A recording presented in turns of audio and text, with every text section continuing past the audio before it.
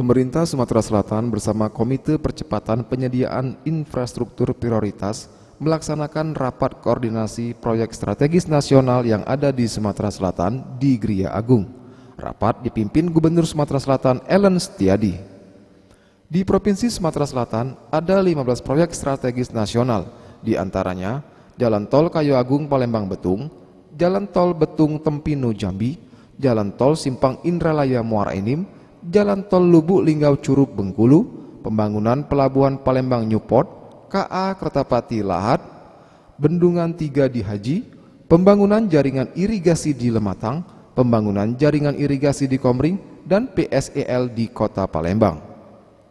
Usai rapat, staf khusus bidang percepatan pembangunan wilayah, pembangunan infrastruktur dan investasi Kemenko Perekonomian RI, Wahyu Utomo menyampaikan, dari ke-15 proyek tersebut yang paling difokuskan di 3 sektor, yaitu prioritas jalan tol, pelabuhan, dan perkereta-apian.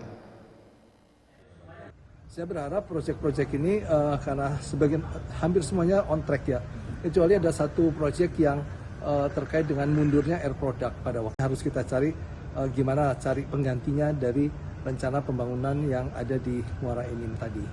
Itu aja sih. Yang lainnya masih on track. Tadi ada upaya juga untuk mempercepat. Intinya begitu. Pak, itu tadi. Kalau saya lihat ya, ada 2 sektor yang paling prioritas, yaitu adalah sektor transportasi ya. Itu kan ada jalan tol dan pelabuhan. Kemudian ada juga kereta api ya, kereta api. Itu 3 sektor utama, karena untuk logistik ini pasti penting semua gitu loh. Namanya jalan tol, ini akan kita upayakan percepatannya. Selanjutnya, Gubernur Sumsel Ellen Setiadi mengatakan, rapat ini membahas berbagai upaya penyelesaian proyek strategis nasional di Sumatera Selatan agar sesuai target yang telah ditentukan.